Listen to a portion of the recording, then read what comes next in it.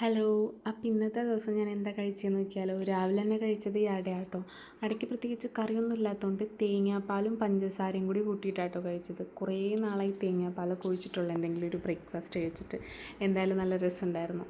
പിന്നെ എന്താണെന്ന് വെച്ച് കഴിഞ്ഞാൽ തേങ്ങാപ്പാൽ ഒഴിച്ച് എന്തെങ്കിലും കഴിച്ച് കഴിഞ്ഞാൽ കുറച്ചധികം തലയ്ക്കൊരു മത്ത് പിടിച്ച പോലെ തോന്നും. നിങ്ങൾക്ക് തോന്നാറുണ്ടോ അങ്ങനെ? ഉച്ചയ്ക്ക് പിന്നെ നമുക്ക് കുറച്ച് ലാവിഷ് ഫുഡായിരുന്നു.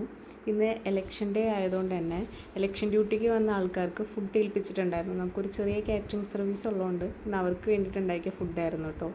മീൻ കറിയും അതുപോലെ തന്നെ പരിപ്പ് കറിയും കായും പയറായിരുന്നു കേട്ടോ.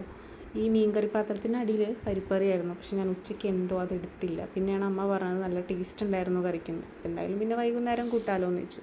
അങ്ങനെ ഉച്ചയ്ക്ക് ഈ കറിയൊക്കെ പടി കൂട്ടിയിട്ട് കഴിച്ചു. നല്ല ടേസ്റ്റ് ഉണ്ടായിരുന്നു. ഈ മീനിൻ്റെ പേര് എനിക്ക് കറക്റ്റ് ഓർമ്മയില്ലെങ്കിലും നല്ലൊരു മീനായിരുന്നു. മീൻ കറി സൂപ്പറായിരുന്നു കേട്ടോ. ഞാൻ അതൊക്കെ കൂട്ടി കഴിച്ചതിന് ശേഷം ഞാൻ ഡാൻസ് പ്രാക്ടീസിന് പോയി. തിരിച്ചു വന്നപ്പോഴാണ് തണ്ണിമത്തൻ ഉണ്ടായിരുന്നത്.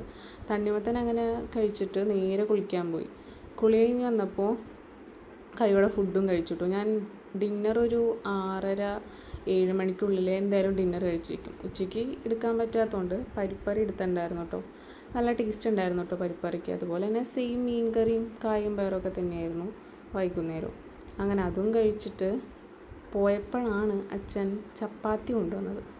വേണ്ടാന്ന് ഞാൻ പറഞ്ഞെങ്കിലും പരിപ്പറി കൂട്ടിയിട്ട് ചപ്പാത്തി കഴിച്ച് കഴിഞ്ഞാൽ നല്ല ടേസ്റ്റാന്ന് പറഞ്ഞപ്പോൾ എന്നാൽ പിന്നെ ഒന്നും കഴിക്കാമെന്ന് വെച്ചു. അങ്ങനെ ഒരു ചപ്പാത്തിയും പരിപ്പറിയും കൂട്ടത്തിൽ സെയിം നമ്മുടെ മീൻ കറിയും കൂടി കൂട്ടിയിട്ട് അങ്ങനെ അതും കൂടി കഴിച്ചു കേട്ടോ.